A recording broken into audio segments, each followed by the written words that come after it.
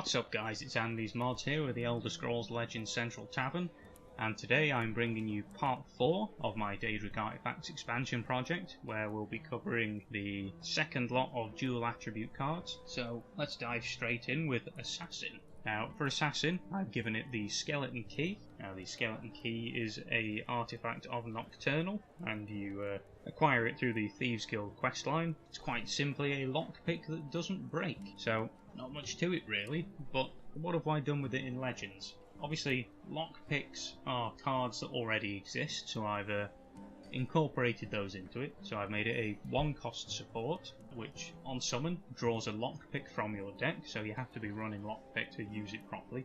And simply your lockpicks cannot break, so every time you play it, the lockpick will either draw you another lockpick or draw you a card and reduce its cost. Well, if you have the Skeleton Key support in play, if you play your lockpick and draw a creature, you'll also get the lockpick back again, so you can continually use it to cycle and draw cards. You can either use it as a card draw mechanic, or you can use it as, a slight improvement to the action assassin use of it, where it combos it with Hexmage and Stealer of Secrets and those sort of cards which rely on really pumping out those actions. Okay, next up we have Sorcerer, and for Sorcerer I've given it the item Spellbreaker.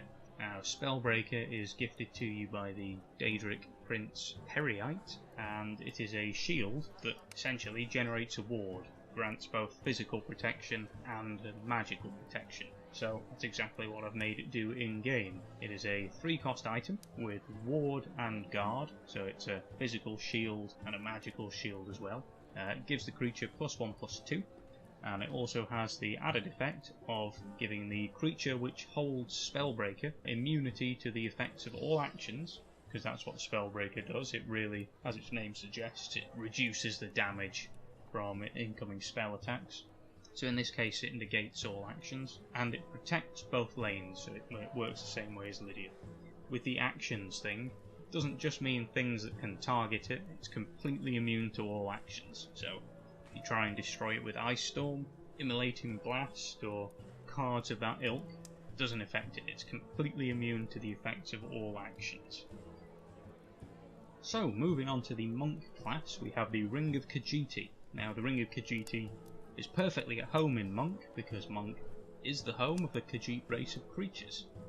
Now, depending on which game you play, the Ring of Khajiiti is gifted to you by either the Daedric god Mephala or the Daedric god Meridia, and it grants the user increased speed and a partial sort of cloak of invisibility effect.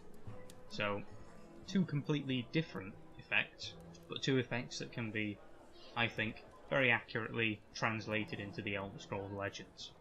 So the ring is a 3-cost item, which gives the wielder +0/+1, so it doesn't really grant you much in the way of stats. There's a reason for that, and that's because its effect is rather powerful. To mimic the increased speed effect that the ring gives in game, I've made the ring give the wielder charge.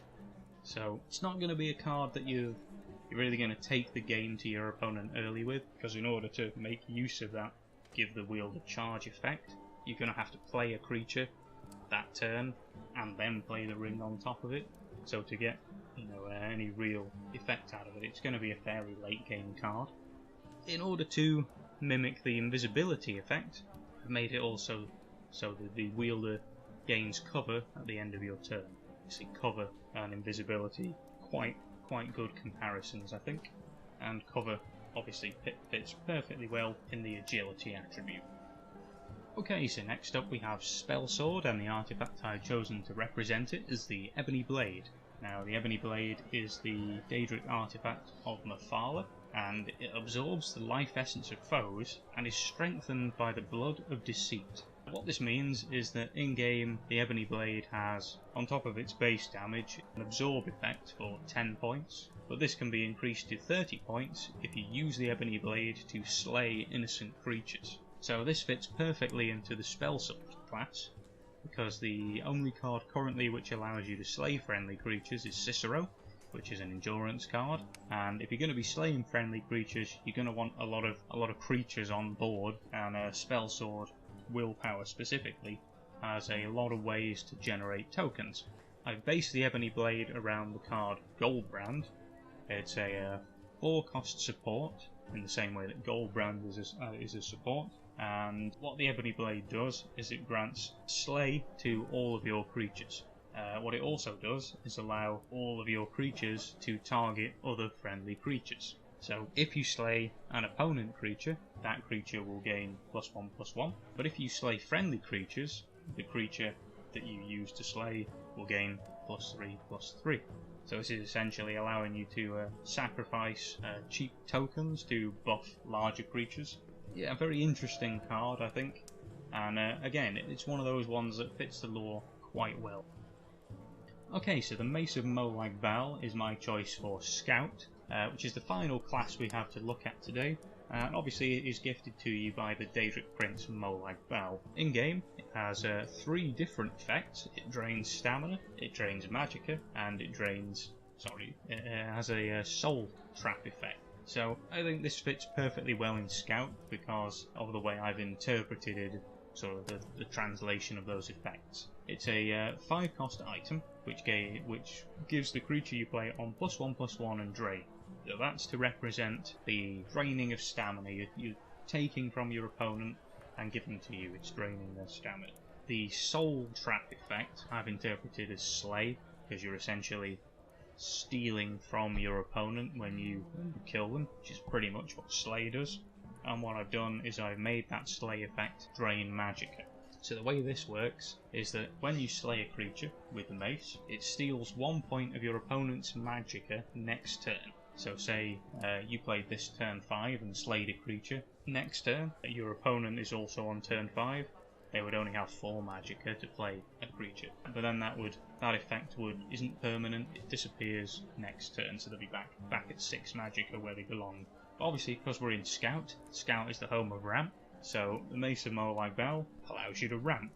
So not only do you steal 1 point of your opponent's magicka next turn, you gain that point of magicka permanently. So yeah, I think this is a fantastic card for Scout. But if you disagree, if you think it's too powerful, do let me know in the comments. So that concludes the dual attribute cards for this set. The final couple of episodes will be going over neutral cards. Obviously the neutral cards videos will include lots of Sheogorath's favourite toys. Now these are some of the favourite cards that I've made so far because they really do have some wacky effects, so make sure you tune into those. But that's it for this video for today. If you enjoyed it, please let me know in the comments. Other than that, thanks for watching, and I'll see you again in the tavern very, very soon.